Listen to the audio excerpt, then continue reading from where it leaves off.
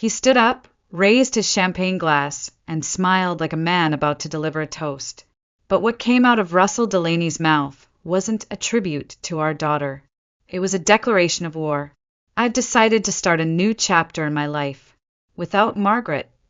The room fell silent, so abruptly I could hear someone drop a fork. 50 pairs of eyes turned toward me, scanning for the expected breakdown. But I didn't scream. I didn't cry. I didn't ask why.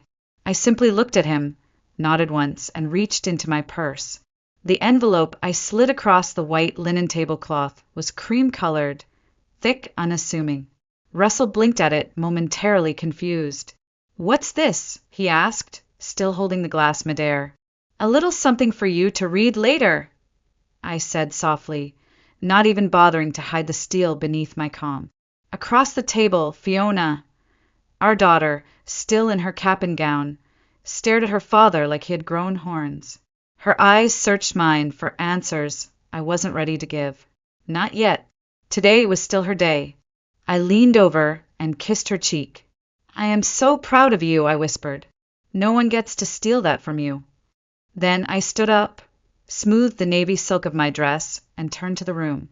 "Thank you all for coming to celebrate Fiona's incredible achievement. I hope you enjoy the rest of your afternoon." And I walked out, past the astonished faces of our friends, past the servers frozen in place, holding trays of stuffed mushrooms and champagne, past Tessa Monroe, yes, her, the much younger woman Russell had been pretending not to sleep with, who shrank back into her chair like a child caught sneaking candy. The heavy glass doors of the Charleston Club closed behind me with a hush. Outside, the heat of late May wrapped around me like a weighted blanket. My heels clicked against the stone steps, steady and sure. I didn't look back, not until I heard the doors burst open behind me. "Margaret!" Russell's voice wasn't smooth anymore. It was shrill, panic, demanding. "What the hell is this? What did you just hand me?" I didn't stop. I didn't turn around. I let the heat press against my skin and the breeze play with the edge of my shawl. It was the first time in years I had walked away from him without fear, and I liked the feeling. That envelope contained the beginning of my revenge. I'd spent the last 3 months preparing it, quietly, precisely like a woman who'd been burned before and refused to be caught off guard again. I knew Russell would try to humiliate me. I just didn't know he'd do it in front of our daughter, in front of my friends, in front of God and the grilled scallops. But maybe it was better this way. There were no more illusions. We had been married for 28 years. For 26 of those, I had put him first. His business ventures, his crises, his moods. I had stepped back from my own career in finance to raise Fiona, to support Russell's dreams. Even when those dreams changed every 6 months. Even when they cost us money we didn't have. And now he was done with me. Fine. But he'd made one mistake. He thought I'd be helpless without him. He forgot I was the one who paid the bills, who managed the accounts, who filed the taxes. He forgot I knew where the money was hidden and where the debts were buried. He forgot I was the one who kept the whole damn house standing. He was about to remember. 3 months before Fiona's graduation day, I started noticing the numbers didn't add up. Not lipstick on a collar, not late-night texts, just numbers. And I've never been the kind of woman who ignores numbers. I've always managed our household finances, every utility bill, every tuition payment, every line of our retirement plan. So when I saw a $247 withdrawal showing up every Tuesday like clockwork, it set off something in me. ATM Withdrawal South Battery Bistro. Not a place we ever went. Too upscale for lunch. Too romantic for Russell and his business meetings. It wasn't our kind of restaurant.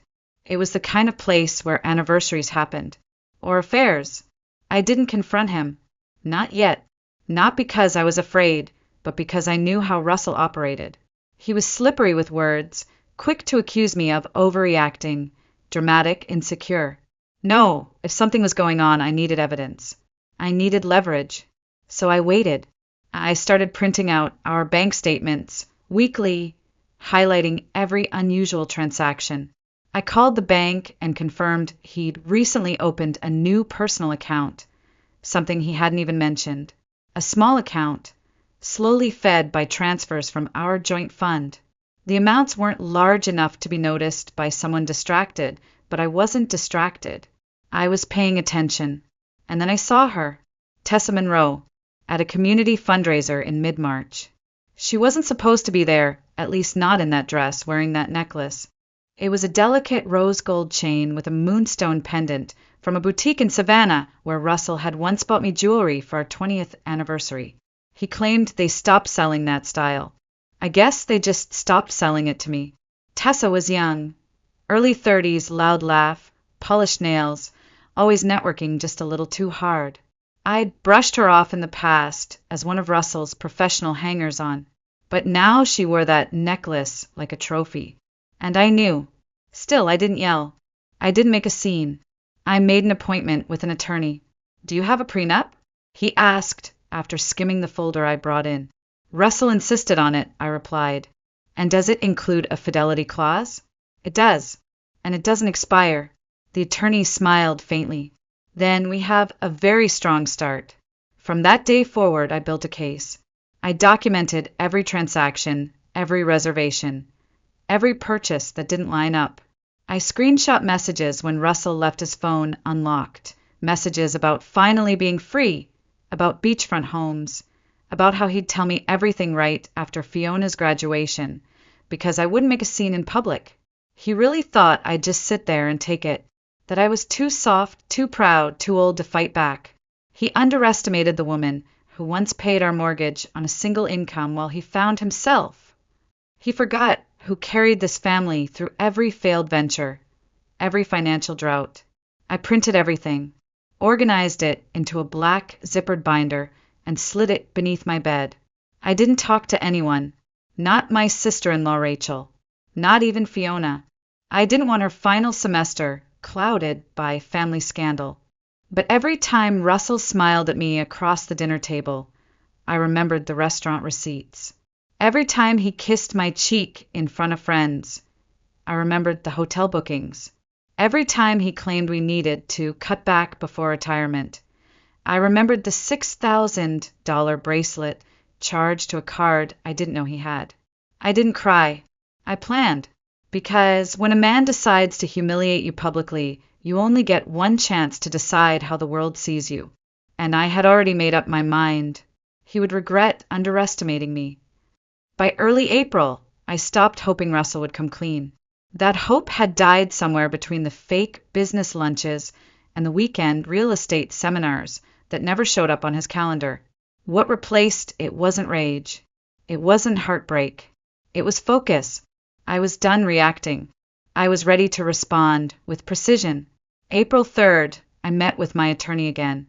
His office overlooked the Ashley River, tucked into a quiet building with ivy crawling up its brick walls.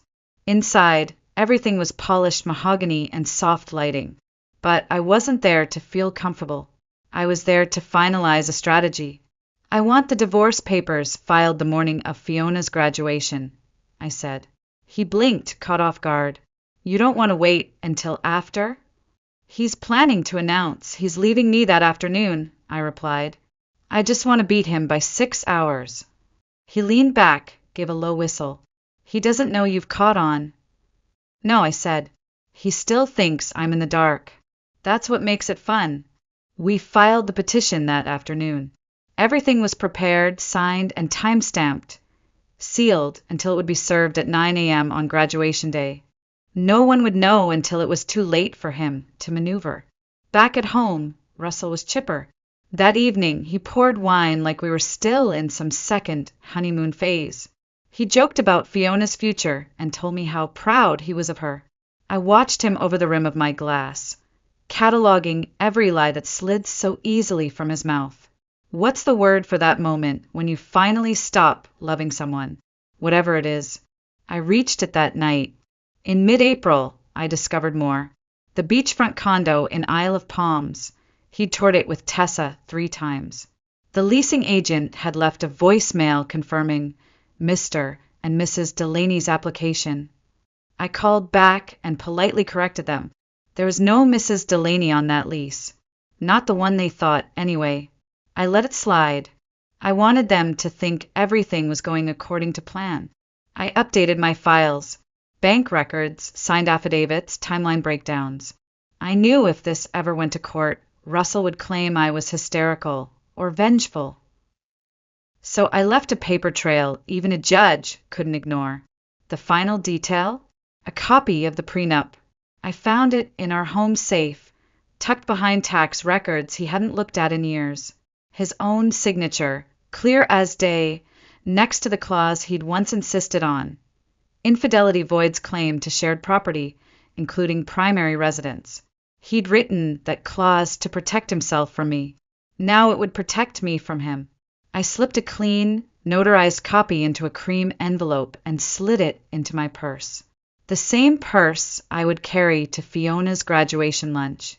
The same envelope I would slide across the table, next to the plate of a man too arrogant to know the storm he'd walked into. On April 28th, 5 days before graduation, Tessa texted him, "Everything's almost perfect. I can't wait to start fresh with you." I didn't need to read the rest. I just forwarded the message to my attorney and deleted it from his phone.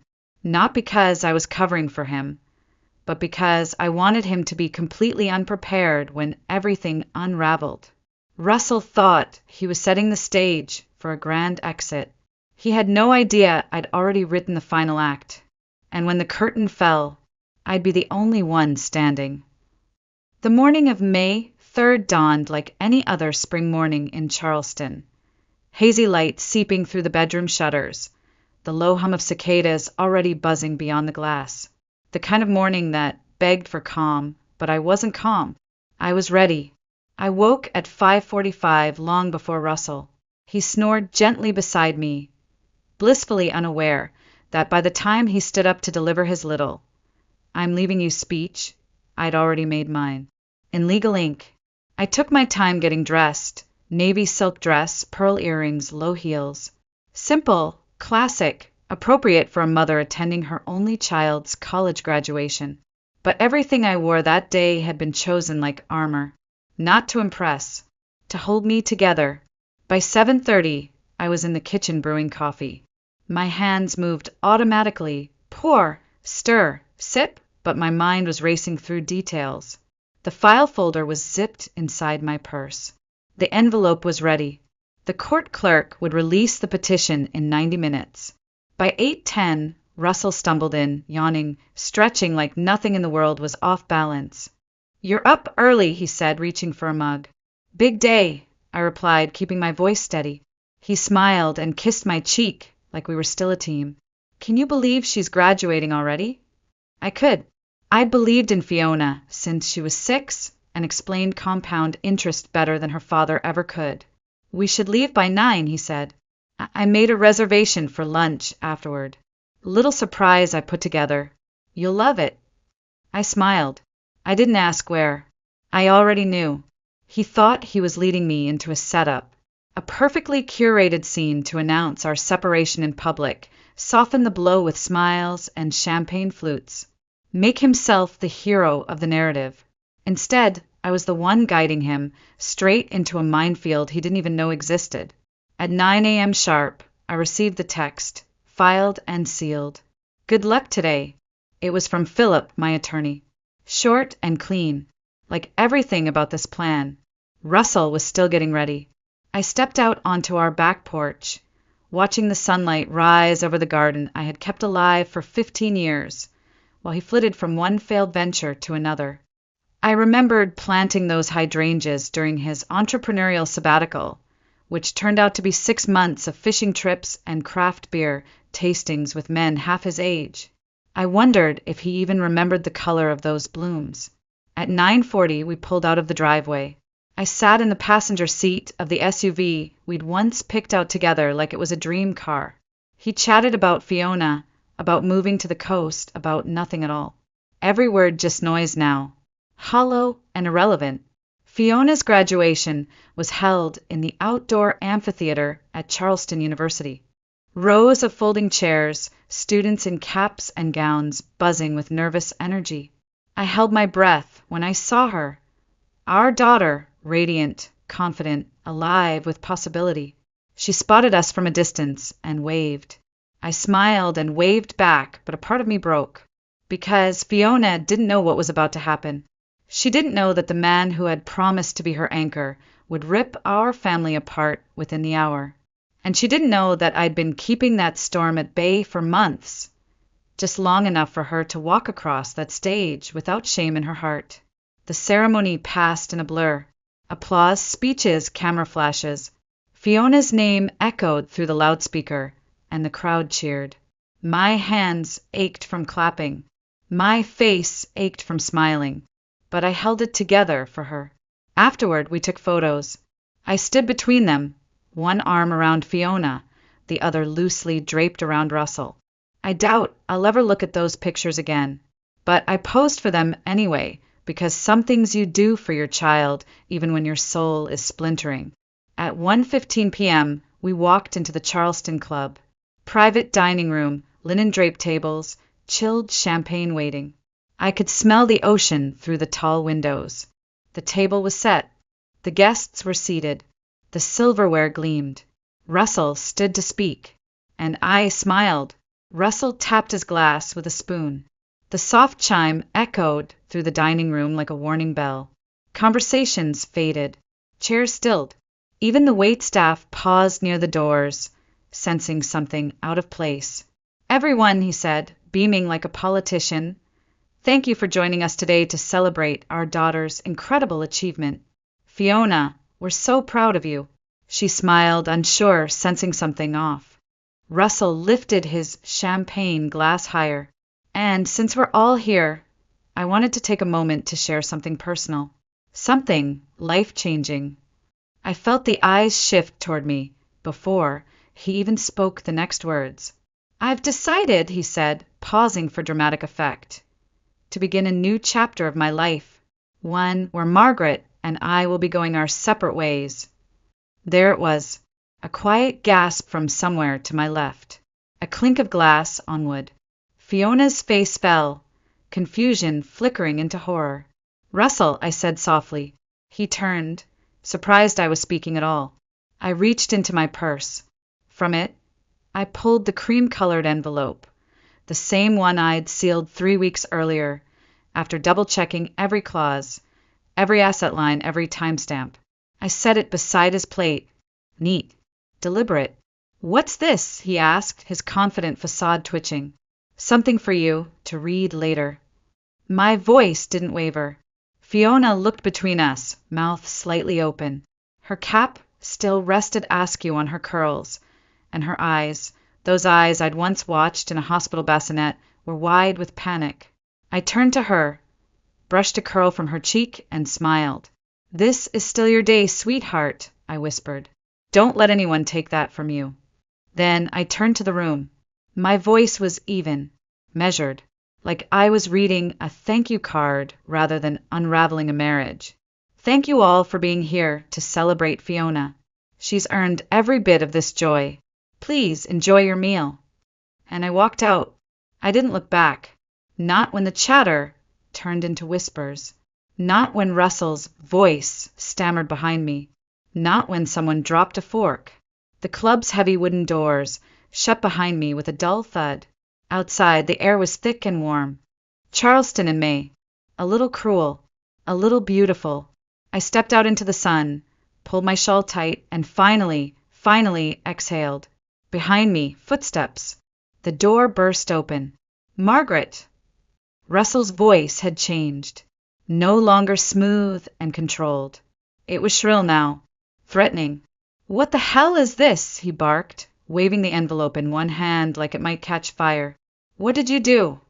I didn't stop walking. You gave me divorce papers on our daughter's graduation day. No, I said, still walking. I gave them to you before your little speech. That's the difference between strategy and spectacle. He caught up beside me, still puffing like a man who'd lost control of a room and didn't know why. You think you've won. I stopped. Finally. I turned. I'm not trying to win, Russell. I'm trying to get free. He blinked, thrown off. The prenup is expired, he hissed. You don't get to keep everything. You don't get to act like I'm the bad guy. I took a breath. Calm. Measured. Section 14, I said. Fidelity clause. Stays in effect until the dissolution of marriage is finalized. You should have read what you signed. His face drained of color. I leaned in, just enough for him to hear the next part. You insisted on that clause to protect yourself. 28 years ago, before you had a penny to your name. And now it's going to cost you everything. Behind him, the club's tall windows reflected his stunned face. A man dressed for victory, but walking into his own funeral. He opened his mouth to say something else, but I was already walking away. Each step down that path felt heavier and lighter at the same time, like shedding armor I never wanted to wear. The sun was blinding now, but I didn't need to see what was behind me. I already knew what it looked like. The end of his story, the beginning of mine. I arrived home before him. Of course I did. He had stayed behind to explain, to deflect, to spin. Russell always preferred to control the story, while I had already written the ending. The house was quiet when I stepped inside. Too quiet. Our home, an old federal-style house just north of Charleston's historic quarter, had always been full of life, of clutter, of conversations drifting from room to room. But that afternoon it felt like a shell, the version of our life that Russell had curated for social media, but never lived in fully. The air was cool. The faint smell of lavender from the linen spray I always used still lingered. And yet everything felt staged, like a memory I no longer wanted to walk through. I went upstairs to the primary bedroom, opened the closet, and there it was, 2 black Samsonite suitcases, packed, hidden behind his side of the winter coats. He'd been planning this getaway carefully. Clothes rolled neatly, a folder on top with labeled documents, banking, passport copies, a rental lease with Tessa Monroe's name beside his. He thought he would just leave, just vanish, just reinvent himself. I smiled. He never imagined I'd flip the script first. I didn't unpack the suitcases. I didn't touch anything. I simply took photos of everything, date-stamped and filed into my growing folder titled Russell's Escape Plan. Documentation was its own kind of weapon. I had learned that long ago in corporate finance. It's not what you feel. It's what you can prove. At 6:18 p.m., I heard the garage door rattle open. The door slammed harder than it needed to. He was home. "Margaret!" he shouted from the hallway, as though nothing had happened, as though we were in the middle of some routine spat that could be handled with wine and avoidance. I was in the living room, sitting with my laptop open, reviewing a spreadsheet for one of the divorce attorneys I had quietly begun consulting for. It felt poetic. He stormed in, envelope still clutched in his hand like it had burned him. "What is the meaning of this?" he demanded, waving it. "You already know," I said. "You served me divorce papers today of all days? Fiona's graduation." "You planned your little speech for today," I replied evenly. I just adjusted the timeline. "You had no right. I had every right." My voice didn't rise. It didn't need to. That's the thing about truth. It doesn't shout. It just stands there, solid and still. You think you're going to take the house? The assets? The prenup doesn't even apply anymore. That thing's practically antique. I closed my laptop gently. Actually, no. It's valid. Section 12.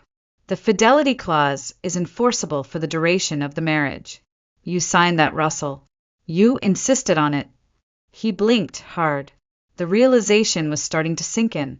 He hadn't consulted a lawyer before all this. He thought I would crumble, that I'd beg him to stay, that I'd trade dignity for stability. But he was wrong.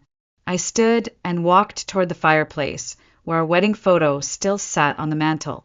I looked at it, not with longing, not with pain, but with clinical detachment.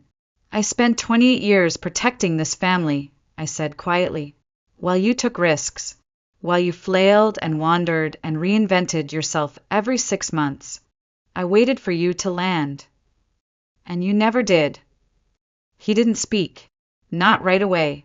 His face was pale now, the edges red with frustration. You've always been calculating, he said, trying to turn it on me. But this is cold. No, Russell, I said, finally facing him. Cold was what you did. Taking our money. Lying to our daughter. Humiliating me in front of friends. What I'm doing now. I paused, just long enough to let it settle. This is called consequences. His phone buzzed in his pocket. He didn't answer, but I already knew who it was. Tessa. The new life he'd promised her was beginning to unravel before it ever had the chance to begin.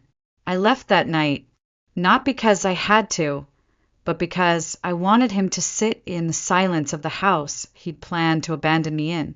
Let him stew in it. Let him explain to no one why the bedroom closet still held only his suits and nothing else. I drove to Rachel's. My sister-in-law lived in a small blue Craftsman just 10 minutes from the university, tucked behind a row of old oaks and creaking front porches. She was waiting on the steps, barefoot, arms folded, her face already lit with fire. I just heard, she said as I stepped out of the car. He actually did it. He did, I said. And you served him first. I nodded, right before the toast. Rachel let out a low whistle. Damn. Remind me never to get on your bad side. She didn't ask if I was okay.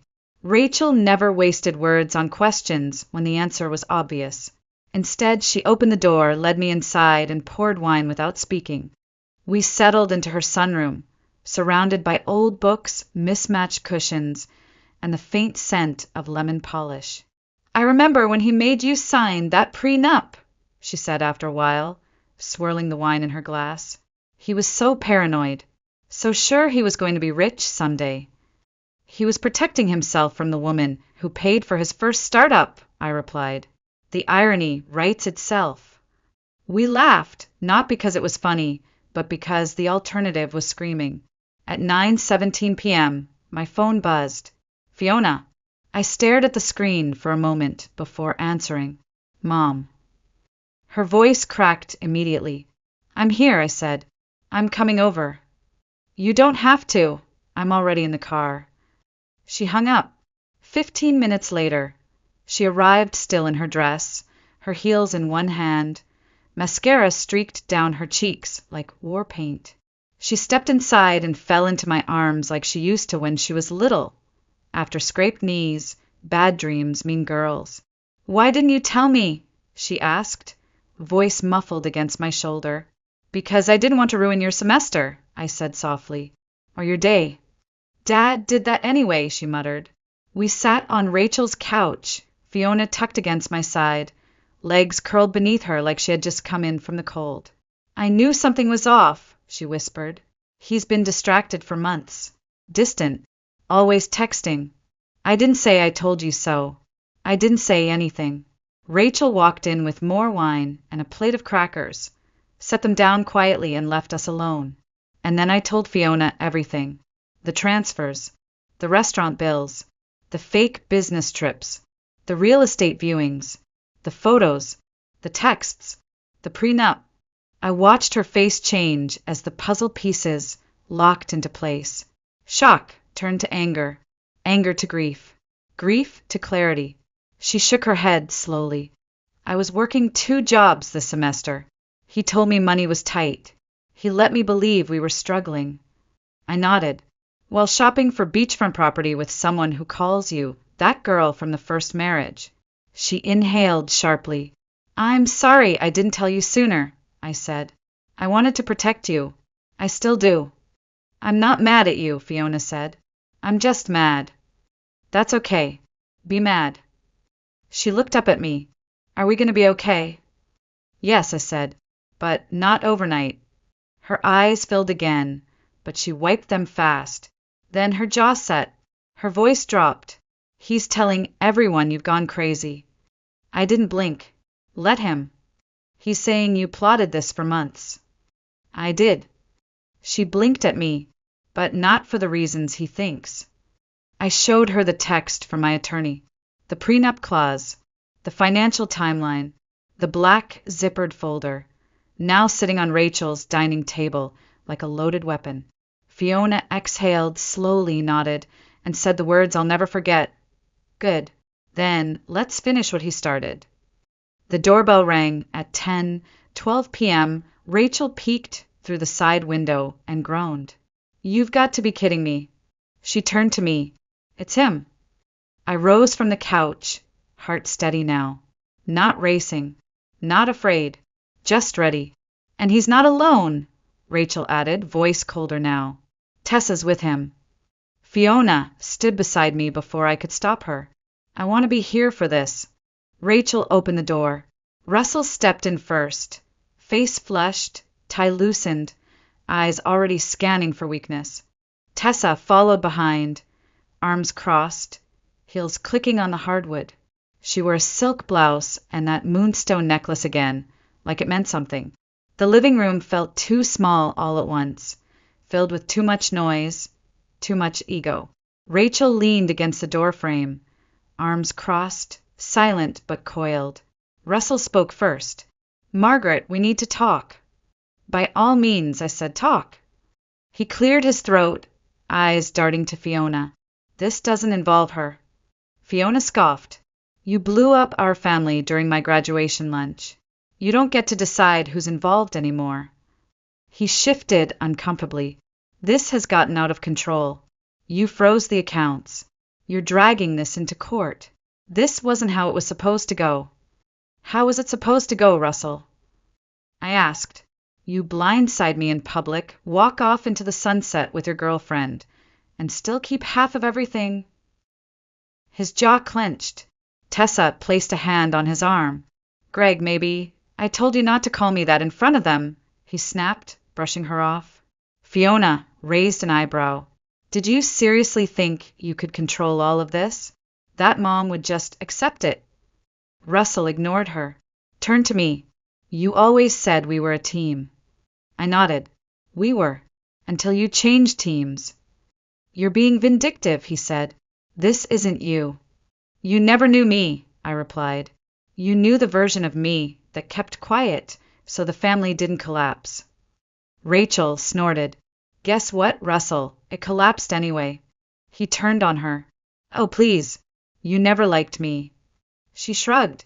You were tolerable until you weren't. Tessa cleared her throat, trying to steady herself. I didn't know he was going to make the announcement like that. I thought he was going to speak to you privately. And yet you sat through the toast like it was a performance, I said. Because it was. She flushed. I'm sorry. The words fell like feathers, weightless, empty. Fiona stepped forward now. Her voice was clear, sharp. You let him use my graduation as a stage. You helped him turn one of the most important days of my life into damage control. And you're sorry. Tessa looked down. Russell tried again. Margaret, let's just be rational. Unfreeze the accounts. Let's avoid dragging our daughter through a courtroom battle. The accounts stay frozen, I said, arms crossed, until discovery is complete. That's 3 more days. You can survive. Russell's voice rose. With what? You locked me out of everything. No, I said calmly. I left you access to your personal account, the one you've been moving money into for over a year. That should be more than enough. Tessa's head snapped toward him. You have a separate account, she asked. He hesitated. It's just for logistics. How much is in it? She pressed. Silence. She looked back at me, then at him. Her face changed. That apartment you promised me, that car, none of it's happening, is it? Russell stammered, but Tessa had already stepped away from him, arms folded tightly. Wow, she said quietly. You lied to both of us. Welcome to the club, I muttered. Rachel gave a slow, satisfied nod. And just like that, the pyramid collapses. Russell turned to Fiona, reaching out. Sweetheart, please, don't let her poison you against me. She stepped back. You did that all by yourself. Silence followed. Heavy. Complete. Finally, I spoke. You have until tomorrow at 6 p.m. to remove your belongings from the house. After that, the locks change. Margaret, this isn't a negotiation. He stared at me, furious, stunned, hollow. Tessa turned and left without a word. Russell followed a moment later, muttering something under his breath. The door closed behind them. Fiona looked at me. You didn't raise your voice once. I didn't need to. The next morning, I met Philip outside the Charleston County Courthouse. It was overcast, gray skies, damp air, and that faint scent of rain on brick. I wore navy slacks, a blazer, and low heels. No drama, just business, the way I always handled things. Philip handed me a copy of the emergency filing. It's done, he said.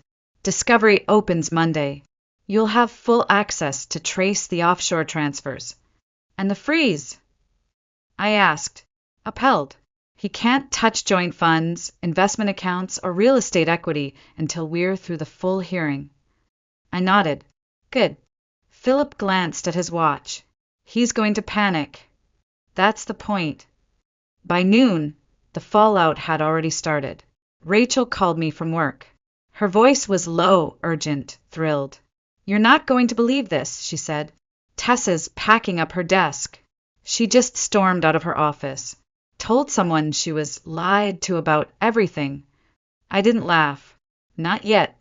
She found out the beachfront condo lease never went through, Rachel continued. Turns out the leasing agent called to confirm a credit discrepancy on the home phone. You handled that, didn't you? I did. And the car? Cancelled. Rachel whistled. Girl! By 3 p.m. the rumors were flying. Not because I spread them. I didn't have to. Charleston social circles were old money polite on the surface. But when someone fell from grace, the whispers spread like wildfire behind garden gates and tennis club bars. Russell had spent years building an image. Self-made, charming community leader. But those same people now discovered the truth. That he'd moved funds behind my back, that his new chapter had collapsed before it began, and that he'd underestimated the one person who knew his every weakness. I got a text from a longtime acquaintance. If you ever decide to run a war room, count me in. At 4:42 p.m., Tessa called me. I stared at the name blinking across the screen for a long time before I picked up. Margaret. Her voice was small. Hello.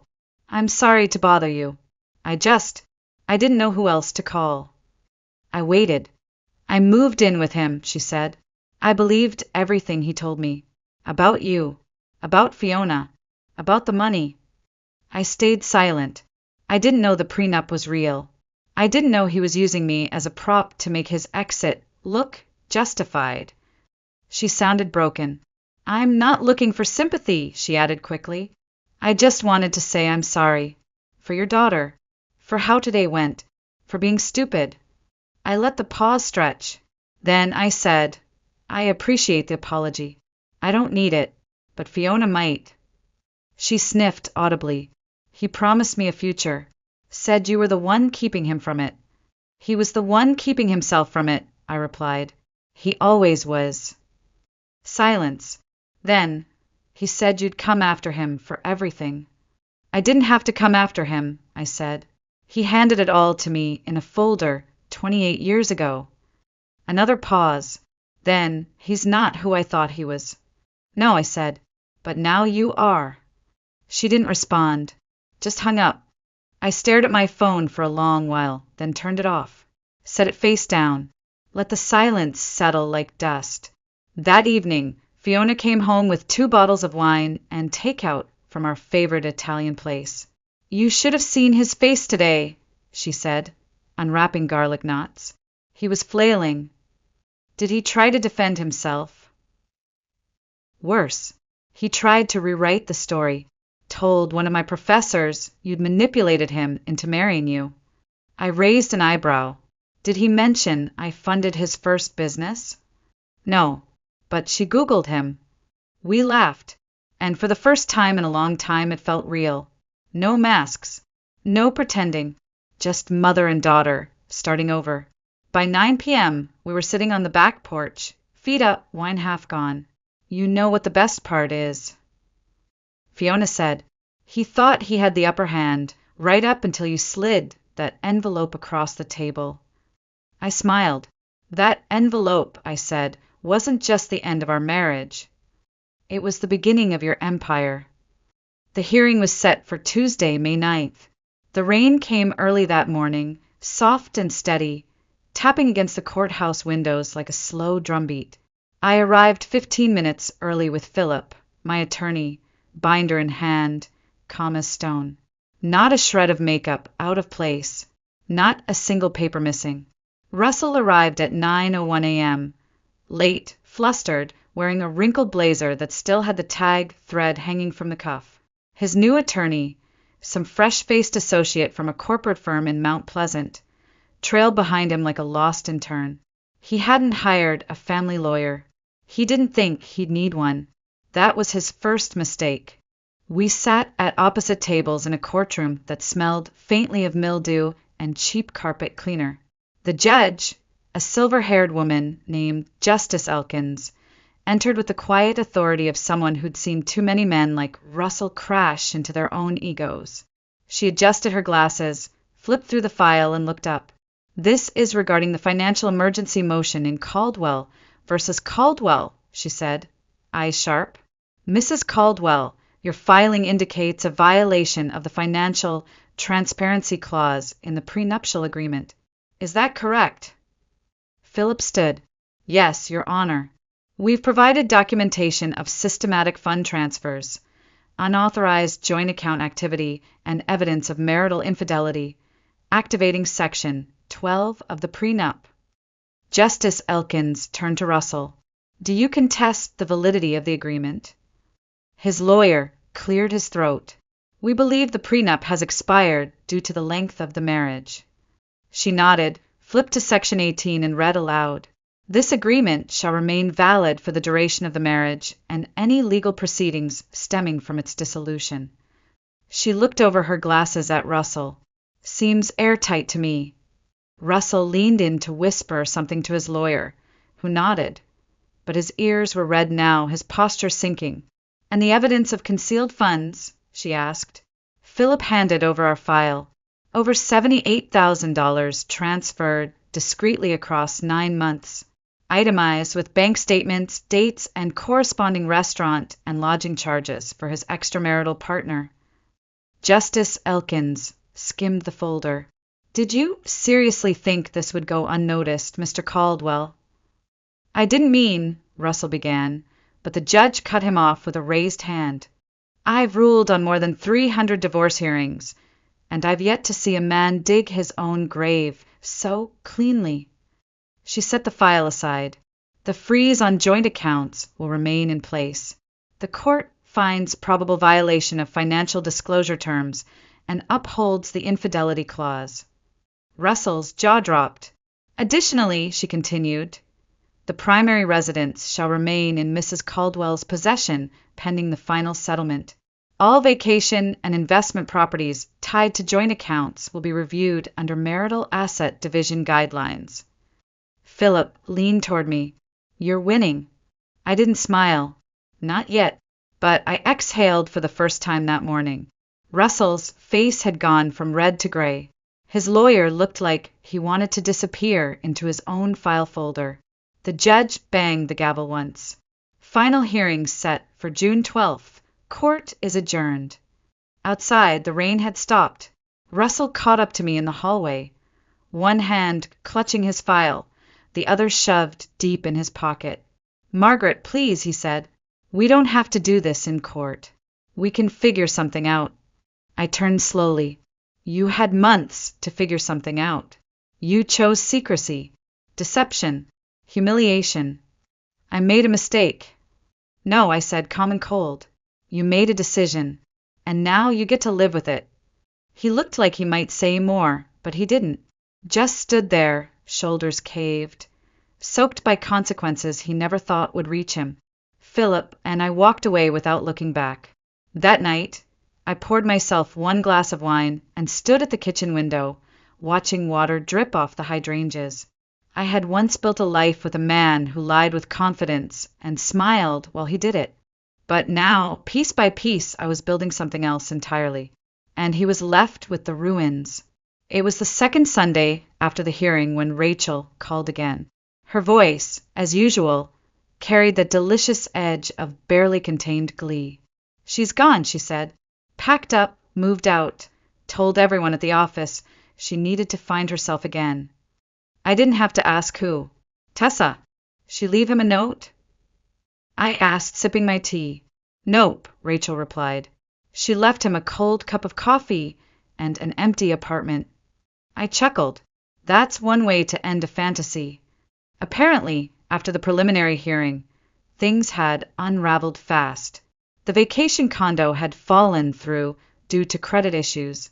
The sports car Russell had promised was repossessed when the financing bounced.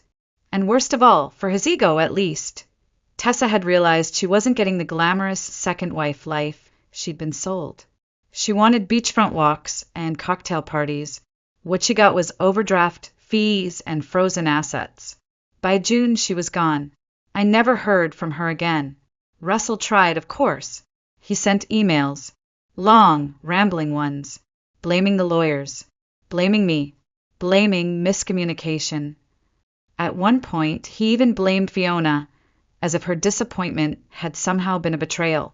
I never replied. I had more important things to do, like rebuilding my life. With the house officially under my name, I started clearing it of everything that wasn't truly mine. Photos came down. Awards with his name went into boxes. I kept the books, the garden tools, and the lemon tree we had planted the year Fiona turned 10. That tree still thrived, unlike the marriage. By July, I'd signed a lease on a small office space downtown, a converted row house with creaky floors, tall windows, and just enough room for 2 desks and a coffee station. I hung a sign by the door. Whitmore Financial Transitions, helping women navigate what comes next. My first client was a widow in her 60s, terrified of outliving her money. My second was a woman divorcing a man who reminded me far too much of Russell. By the end of summer, I had a full calendar and a waiting list. I wasn't just surviving, I was thriving. Fiona came by every Sunday for brunch, sometimes with files to help me organize a marketing plan, sometimes with a bottle of wine and a stack of photos to go through. One morning in late August, she stood in the doorway of my new office, arms crossed, watching me set up client folders. "You're different now," she said. I looked up.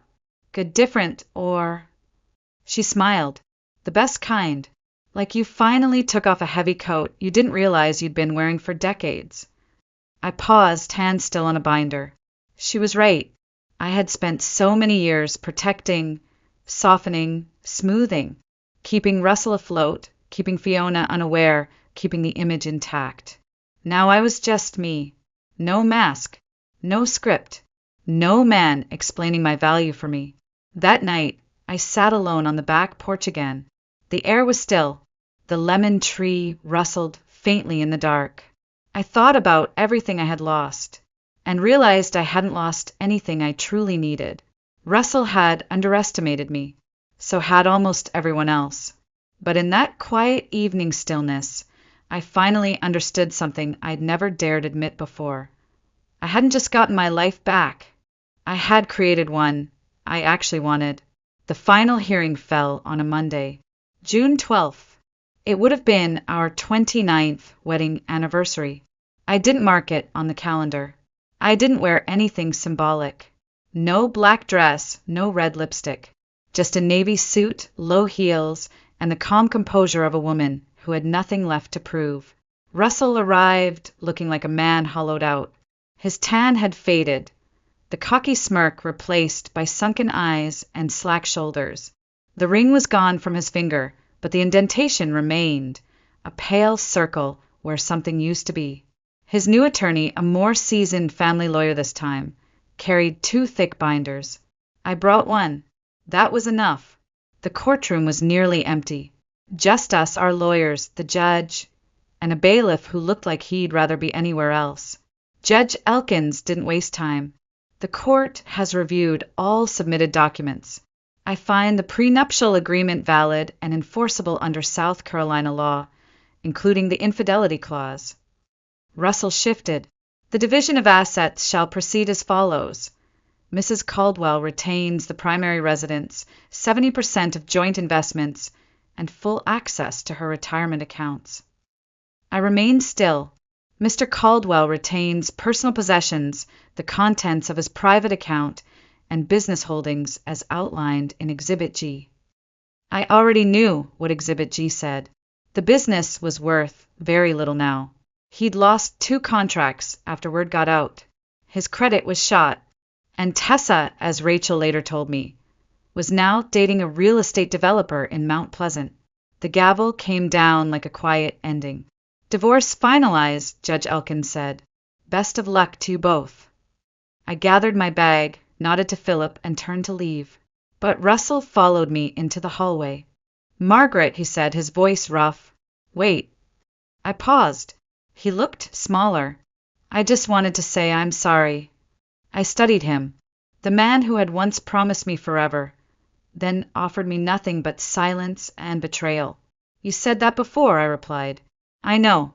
He exhaled. You were always better than me. Smarter. Stronger. I think that scared me. I didn't respond. I thought I wanted something new, he said, staring at the tiled floor. What I really wanted was to not feel invisible. That stung. Not for him, but for me. For all the years I had poured love into a man who didn't know how to receive it. I hope you find peace, Russell, I said finally, but it won't be with me. He nodded slowly. Do you think someday we could talk again? Maybe as friends? I gave him a soft, sad smile. No, that chapter is closed. His face fell, but he didn't argue, didn't plead, just stood there, alone in the corridor of a courthouse he never imagined himself in. I turned and walked away, heels echoing with every step, each one further from who I used to be, and closer to the woman I had become. Outside, the Charleston sun was shining, hot and high and unapologetic. I didn't go home right away. Instead, I walked to my office. The sign on the glass door still made me smile. Whitmore Financial Transitions, helping women navigate what comes next. My first appointment that afternoon was with a woman in her late 50s, recently widowed, unsure how to manage the money her husband had left behind. I welcomed her in with a smile, poured her tea, listened to her story, because I knew now there is life after betrayal. There is strength after silence. And sometimes the most powerful thing a woman can do is begin again. 6 months later, I stood in my office kitchen, making a cup of tea between client calls. The leaves outside had turned burnt orange, deep rust, gold so rich it almost hurt to look at. Charleston in November was always beautiful in a subdued, understated way, like a woman who no longer needed to be noticed to feel powerful. Business was good, better than good. Whitmore Financial Transitions had grown from a side project into something real, something solid. I now had 2 part-time associates, smart, capable women who had left high-stress corporate jobs to do work that actually mattered. We didn't just talk numbers. We talked fear, freedom, and futures. Most of my clients were women like me, not just widows and divorcees, but women who had spent decades making everyone else's dreams possible, until one day they realized no one had made room for theirs. Helping them felt like helping an earlier version of myself crawl out from under a life that had grown too small. Fiona visited every other weekend. She'd moved into a brownstone apartment near her new office and painted her kitchen cabinets sage green. She'd started dating someone, a kind, quiet software engineer named Devin, who once brought me homemade apple muffins. He was nothing like her father. That was the point. You look lighter, Fiona said during one of our Sunday brunches. You laugh more. I breathe more, I replied. It was true. The old tension in my shoulders, the constant mental checklist of Russell's moods, his deadlines, his crises, it was gone. I no longer built my life around avoiding someone else's disappointments. Now I built things for me. The garden behind the house had flourished. I had planted lavender and lemon balm, replaced the patio furniture, painted the fence myself over 3 weekends. Sometimes I sat out there at dusk, glass of wine in hand, and listened to the wind move through the trees. No noise, no apology, just air and breath and space. Russell had moved out of state. The last I heard, he was renting a condo in Florida. His business had folded. He tried to start another one, but word had gotten around. Even old friends were reluctant to invest. Once the glitter peeled away, all that was left was someone who didn't know how to exist without being adored. I didn't miss him. I didn't hate him either. He was just a chapter, one with too many footnotes and not enough meaning. Sometimes I thought about that day at Fiona's graduation. The toast he never finished. The envelope I slid across the table. That wasn't just the moment everything changed. That was the moment I remembered who I was. A woman who had built a home, raised a daughter, carried a marriage, paid the bills, smoothed the storms, endured the silence, and finally let it all burn. Not in rage, but in release. I glanced at the framed quote above my desk, something Fiona had given me after the hearing. A simple line printed in gold. She remembered who she was, and the game changed. I smiled. My phone buzzed. A new client referral.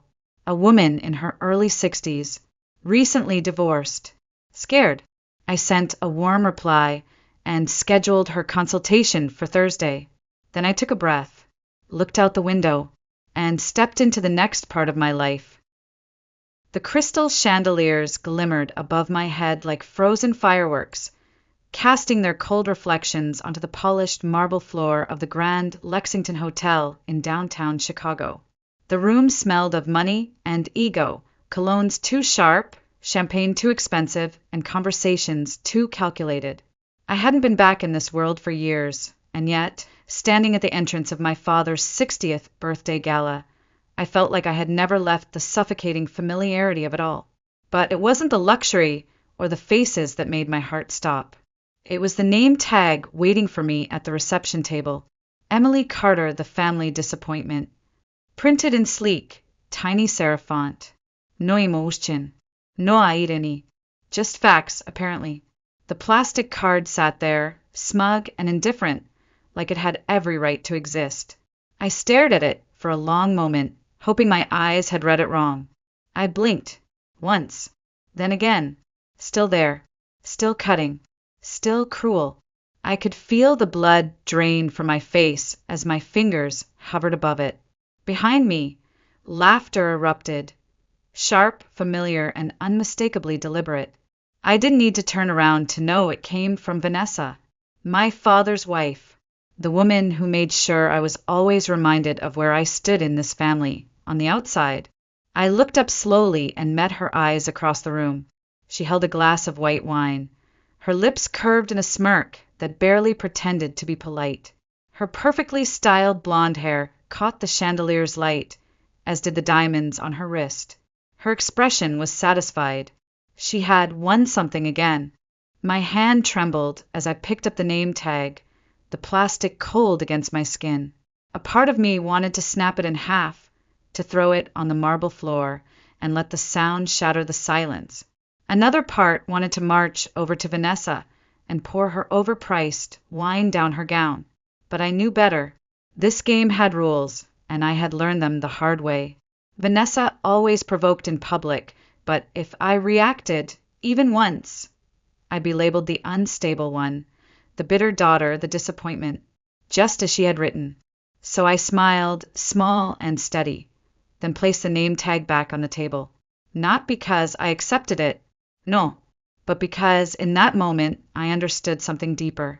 I wasn't just putting down a name tag. I was putting down the last ounce of patience I had for this farce. I stepped past the table, head high, and walked into the lion's den. The ballroom was already full of people, politicians, CEOs, my father's old golf buddies, and new protégés.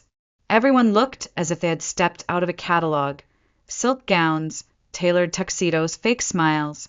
I moved through the crowd like a ghost, unnoticed. No one offered a greeting. No one even turned. That was fine. I wasn't here to be seen. Not yet. At the center of it all stood Richard Carter, my father. Tall, silver-haired, charming in that politician sort of way. He was surrounded by guests, holding court like a king among loyal subjects. To his left was Brielle, Vanessa's daughter, going on about her promotion at some glossy marketing firm. On his right stood Chase, her golden boy, boasting about his firm's latest deal, his tone dripping with pride. They were perfect, polished, and loud, and he beamed at them like they were everything he had ever dreamed of. Then his eyes drifted to me, just for a single second, and in that fleeting glance I saw it. Not joy, not welcome, just disapproval, and then disinterest. He turned away before I could even raise my hand, as if I didn't matter, as if I had never mattered. I let out a quiet laugh, dry, bitter. What had I expected? A warm embrace? My dear daughter, I'm so glad you're here. That version of him had died with my mother. The man before me now was nothing more than a mask built on ambition, curated family photos, and convenient narratives. I walked over to the drink table and took a glass of champagne from a passing waiter.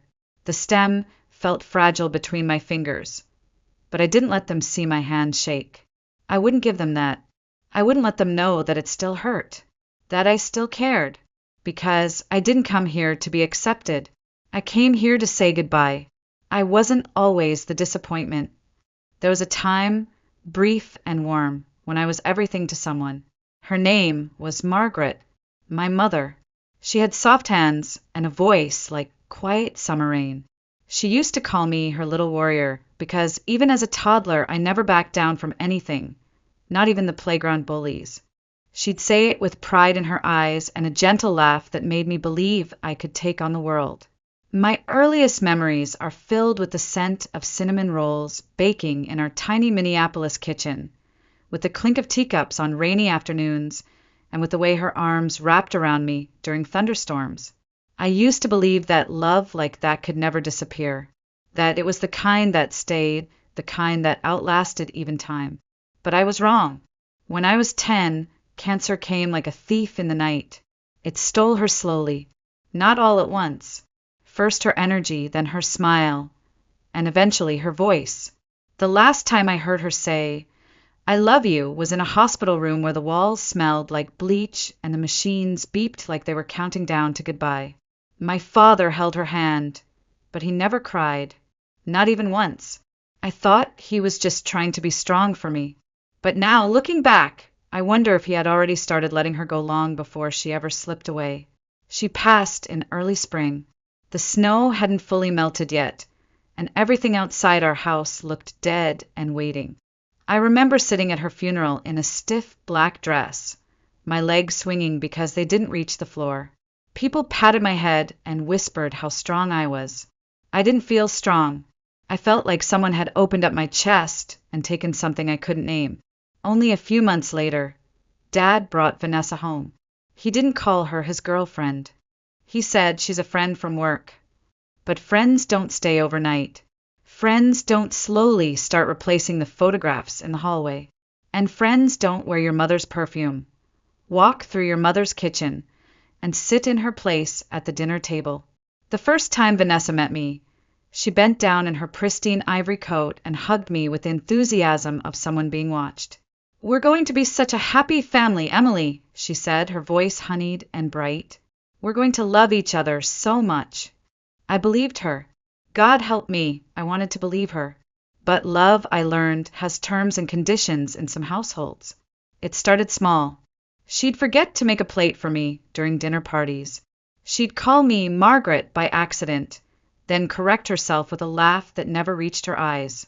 She bought clothes for her children, Brielle and Chase, and told me mine still fit just fine. She never yelled, never cursed. Her cruelty came in smiles and softness, always just enough to seem harmless. My father? He said nothing. He watched it all in silence and called it adjusting. By the time I was 11, I had learned to eat dinner quietly, to excuse myself early, to stop asking for bedtime hugs.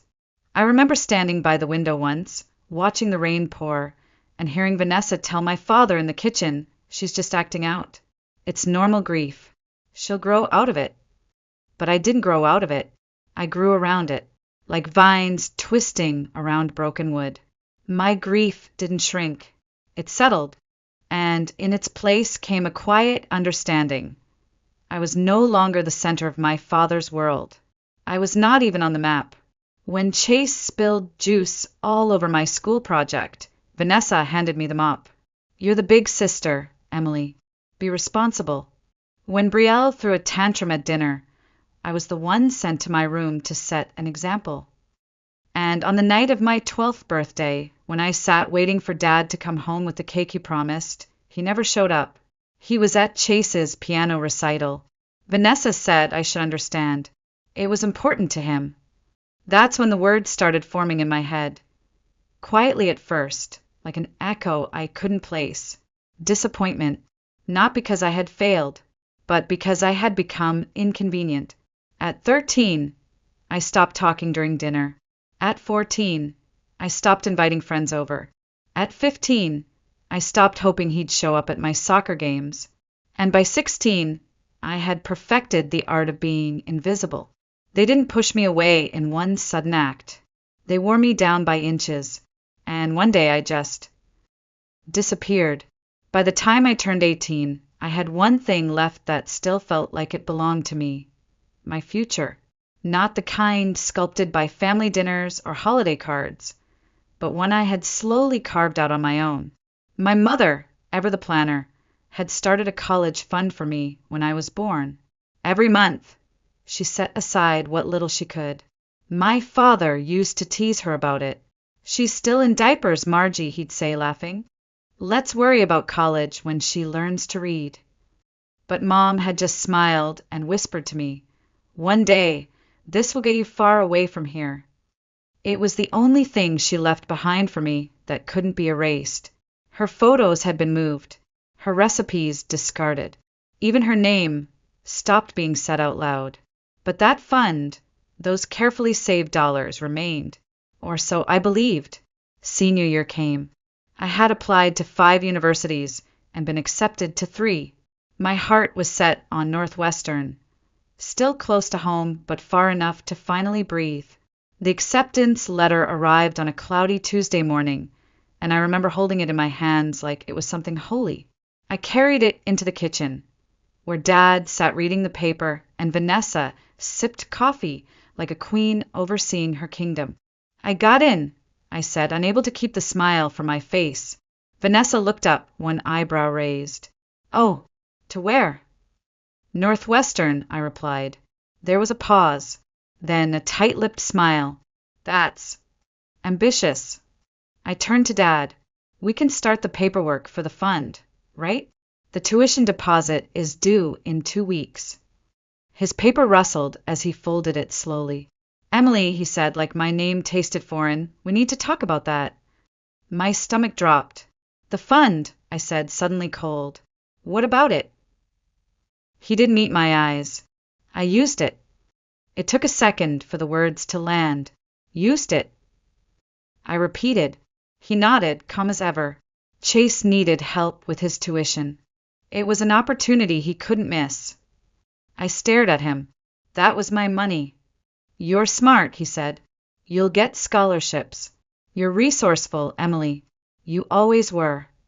I felt the walls tilt. I backed up a step, as if physical space could protect me from betrayal. "Mom saved that for me," I whispered. "Every month. For me." Vanessa set her cup down, her voice syrupy as ever. "College is expensive, sweetheart. Sometimes we have to make choices that benefit the family as a whole." But I wasn't part of the family, not in the way they meant it. I walked out of that room without another word, walked straight to my bedroom, packed a single suitcase, and never looked back. There was no dramatic shouting, no final confrontation. Just silence, the kind that fills a grave. I left that house with exactly $87 to my name. No plan. No safety net. Just the stubborn, hollow certainty that if I didn't leave now, I never would. I took a night bus out of Minneapolis and landed in a town that smelled like diesel and desperation. I found a job waitressing at a diner off the highway and rented a room above someone's garage. I spent the first few nights sleeping with one hand on my wallet and the other clutching my acceptance letter like a lifeline. I deferred enrollment for a year to save up. I worked double shifts, cleaned motel bathrooms, took night classes at a community college to keep my momentum. I didn't ask for help. I didn't call my father. I didn't even cry. My grief had long since turned to something else, something colder, more useful. Anger can eat you alive, but if you hold it just right, it can light the path ahead. When I finally stepped onto Northwestern's campus as a freshman, I carried more than books in my backpack. I carried every night I'd gone to bed hungry, every shift where customers snapped their fingers at me like I wasn't human, every scar they gave me without lifting a hand. I carried them all, and I walked forward anyway. Freedom didn't feel like fireworks. It felt like silence. I moved through my early 20s like someone trying to rebuild a house from ashes, brick by painstaking brick. There was no applause, no warm meals waiting at home, no safety nets, just a relentless rhythm of work. Study, sleep, repeat. Some nights, I couldn't remember what my own voice sounded like. Other nights, I was so tired I ate instant noodles standing up because I was too exhausted to sit down. But I kept going. I took on 3 jobs to cover rent and tuition. I cleaned offices after hours, tutored underclassmen in writing, and worked weekends at a bookstore where the heater barely functioned in winter. I rented a 1-room apartment that creaked with every step and flooded when it rained. I shared walls with people I never met, heard arguments I never saw, and spent birthdays with no candles, no calls. Still, I never once considered going back. There were moments when the bitterness tried to creep in, like when I passed other students whose parents sent them care packages, who called home when they got sick, who had someone cheering in the crowd when they crossed the graduation stage. I had none of that, but I also had no illusions left.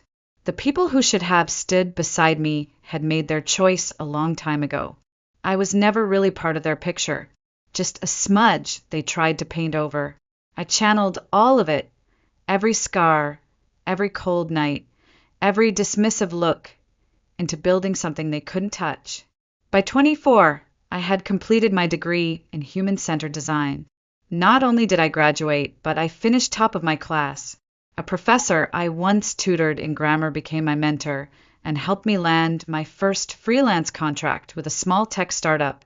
From there, I taught myself business basics through free online courses, attended every networking event I could afford, and slowly turned side gigs into steady clients.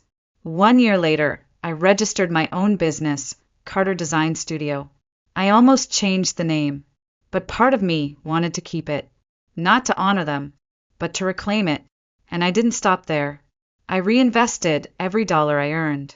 I learned how to pitch, how to fail, how to stand up again. I made mistakes. I trusted the wrong people once or twice, but I kept learning. I kept rising. Eventually, I hired my first employee, then a second, and within 3 years, I was running a boutique UX/UI firm that serviced clients from coast to coast. No investors, no seed money, no support system. Just grit, just me. And yet, even with all of that, no one from my family ever called. No text, no email, not even a polite Christmas card with an obligatory, "Hope you're doing well." I wasn't surprised. I didn't expect it. But that kind of silence carves its own kind of scar. Because even when you no longer need them, some part of you still remembers what it felt like to be needed, to be loved, to be someone's daughter. But that part of me had grown quieter over time. Not gone, just small. What I didn't realize back then was how closely they were still watching. Not in support, but in silence. Like critics waiting for a stumble. Each success I posted on LinkedIn, Each feature in a design blog, Vanessa and her children saw them all. They never acknowledged it publicly, but mutual contacts told me enough. "Oh, your stepmother mentioned your company at a dinner once," one old acquaintance had said. "She seemed surprised, actually. Said she didn't know you were doing real work." Real work. That phrase always came back, didn't it? To them, what I did didn't count unless it had a title they recognized, unless it came with a business card that said vice president or a job at a firm they'd heard of. Freelance, startup, founder, those words didn't mean success to them. They meant failure to fit into their mold. But I didn't build my life to impress them. I built it to save myself. And that, ironically, was what made it impossible for them to look away. Even after everything I tried. Not often. Not with hope. But I tried. It started with a Christmas invitation. A neatly folded card arrived in my inbox 3 years after I started my company. It wasn't from my father, of course. It came from one of my aunts, one of those well-meaning relatives who always said things like, "Don't let the past ruin the family," as if the past was some rogue wave instead of a repeated choice. She wrote, "Your dad would love to see you. Everyone misses you." It was a lie, but I went.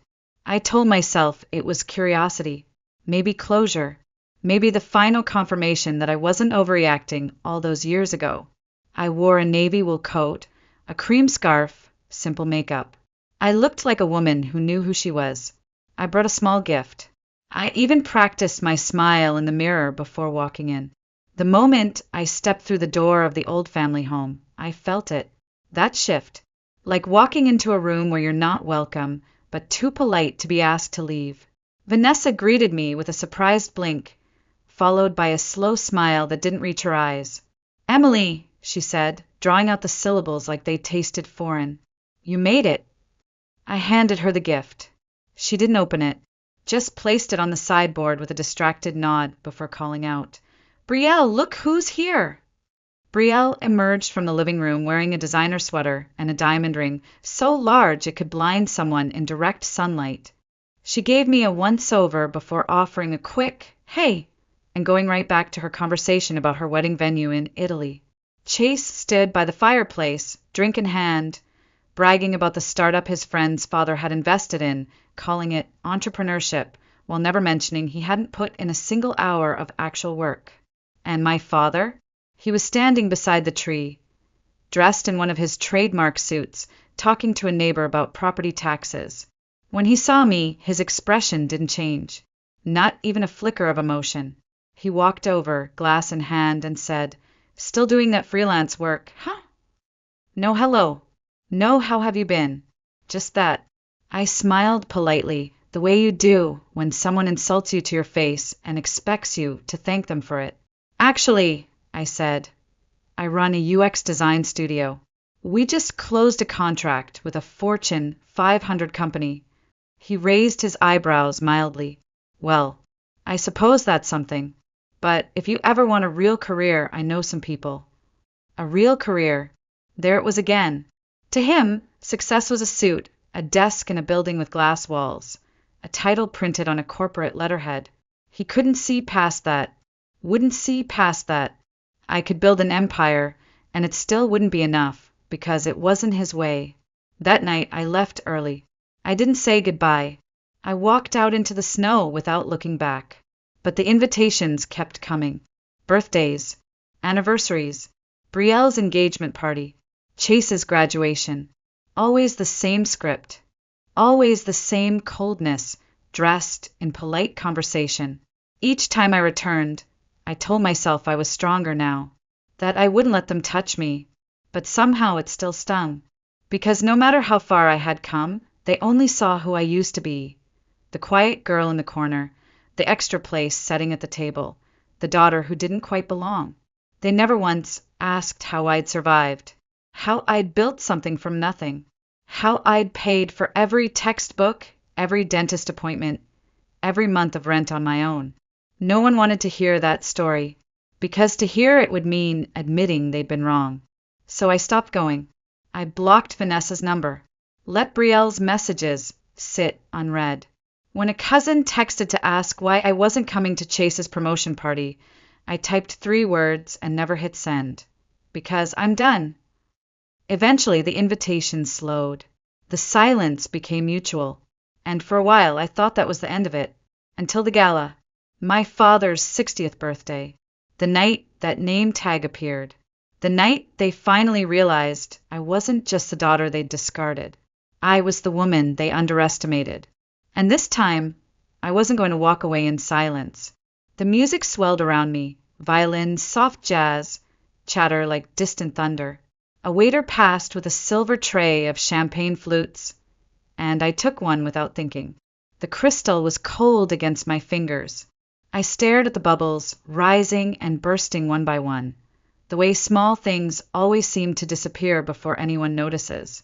Across the ballroom, Vanessa laughed. It was a high, practiced sound, one I had heard 1,000 times. She stood with a small group near the bar, her arm looped casually around my father's. He looked as polished as ever. Black tux, crisp white shirt, a smile carved into his face like granite. To their right, Brielle stood showing off her diamond ring to a circle of admirers, her voice rising above the others like a siren call.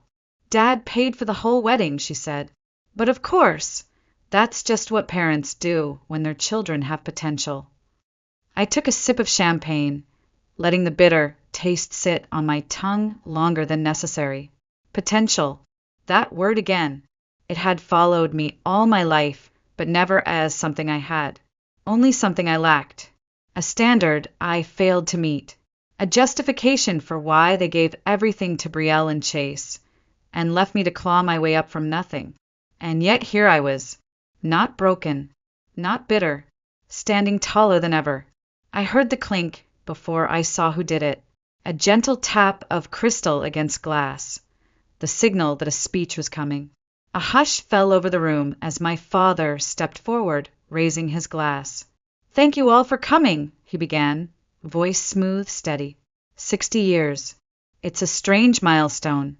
Makes a man reflect. Polite laughter. A few cheers. He thanked Vanessa. He praised Brielle. He toasted Chase's recent promotion. Then he looked around and said, almost as an afterthought, "And thank you, Emily, for joining us as well. No quorums. No pride. Just inclusion for formality's sake." I raised my glass slightly in response, keeping my expression unreadable. He moved on quickly, as if hoping no one noticed how little he'd said. But I noticed. They all did. And for the first time in years, I wanted them to. So when the speech ended and the music began to swell again, I stepped forward. At first, no one reacted. Just a few curious glances. Then, slowly, the room quieted again as people turned to look at me, an interruption they hadn't expected. I didn't raise my voice. I didn't need to. "I just wanted to say a few words," I said, calm, collected. "It's not every day you attend the birthday of the man who taught you everything you needed to know about disappointment." There was a flicker, just a flicker, in my father's eyes. I held my glass delicately, letting the stem turn slightly between my fingers. "He taught me early," I continued, "that love has conditions, that silence speaks louder than words, that sometimes being invisible in your own home is far more painful than any insult." Someone in the back shifted uncomfortably. "I used to think," I said, "that if I worked hard enough, I'd earn my place here. That maybe one day he'd be proud of me." I chased that idea like a child chases fireflies, desperate, hopeful, blind. Vanessa's smile had vanished. Brielle looked confused. Chase, well, he looked bored. I smiled just a little. But then I realized I was never supposed to belong here. This family never left a seat at the table for me. So I built my own. Now there was silence. Dense. Heavy. Charged. I looked at my father straight in the eye. "You used the money my mother saved for me to fund Chase's tuition. You told me I was resourceful, that I'd figure it out. And you know what? You were right." I took a slow sip, then lowered the glass. "I did figure it out. Without your help. Without this family. without a single ounce of support. I put myself through school. I built a company. I created a life worth being proud of. I looked around the room, and none of you noticed, because none of you ever looked. My voice didn't tremble, not once. Tonight, I walked in here expecting nothing. But someone, I glanced toward the reception desk, decided to give me a gift. A murmur swept through the crowd. Some had seen the name tag. Most hadn't. I stepped closer to my father. Not angry, not wounded, just done. The family disappointment, I said softly. That's what it said. He blinked. I smiled, cool and steady. But I'm not disappointed anymore. Because to be disappointed, I'd have to expect something from you. And I don't. I raised my glass once more. Happy birthday, Dad. And congratulations to everyone here. I paused, letting the moment stretch, letting them lean forward, breath held. Because this is the last time any of you will ever see me. I turned, walked off the stage, and didn't look back. Behind me, the silence cracked like ice. I didn't hear the applause. There was none. The only sound that followed me out of that ballroom was the muted echo of my own footsteps across polished marble floors. The music had stopped. The laughter had died. And for the first time in that family's perfectly orchestrated performance, there was no script left to follow. I didn't rush. I walked calmly to the coat check, returned my glass half full of champagne, and stepped out into the cold night. Chicago wind bit at my cheeks, sharp and honest. The city moved on, unaware of the storm I had just left behind. That felt strangely fitting. I slid into the front seat of my car and sat in silence, hands resting on the steering wheel. The engine hummed to life, but I didn't drive. I just sat there, watching the hotel's glowing entrance, the shadows moving behind tall windows. Somewhere inside, they were still reeling. Vanessa would be whispering to someone, trying to regain control. Chase might already be pretending nothing happened. Brielle probably needed a drink. And my father, he would be standing exactly where I left him, stunned. He wouldn't run after me. That was never his style. But later, much later, the phone rang. I let it ring. Then came the text. Emily, come back. We need to talk. I stared at the screen until it dimmed. I didn't respond. There was nothing left to say. The next morning, I woke up in my apartment to sunlight pouring through the windows like a quiet blessing. It wasn't big. It wasn't fancy. But it was mine. Every inch of it bought with effort, with late nights and early mornings and long stretches of aching silence. And finally it felt like peace. No more fake smiles. No more carefully phrased insults. No more pretending. I made coffee just the way I liked it. Dark, no sugar, a splash of oat milk. I opened the windows, let the city noise drift in like music, and sat down at my desk. Another text came, this time from Brielle. I didn't know they'd do that. I'm sorry if you were offended. If you were offended. I deleted the message without reading the rest. A few days passed, then a week, then 2. Another call. My father again. I answered it this time. Not because I wanted to talk, but because I wanted it to end. His voice was tired, softer than usual. Emily, I don't want this to escalate any further. I said nothing. You're still family. That word again. Family. I closed my eyes. No, Dad. I was family. Past tense. A pause. Then he said, You're overreacting. And that was it. That was all I needed to hear. I didn't shout. I didn't cry. I simply said goodbye and ended the call. There would be others who disagreed with me. Relatives who would say, But he's your father, as if biology were a free pass for betrayal. As if blood meant belonging. But I knew better. Sometimes love has nothing to do with DNA. And sometimes cutting someone out of your life isn't cruelty. It's survival. A few months later, my company landed a contract with a national healthcare provider.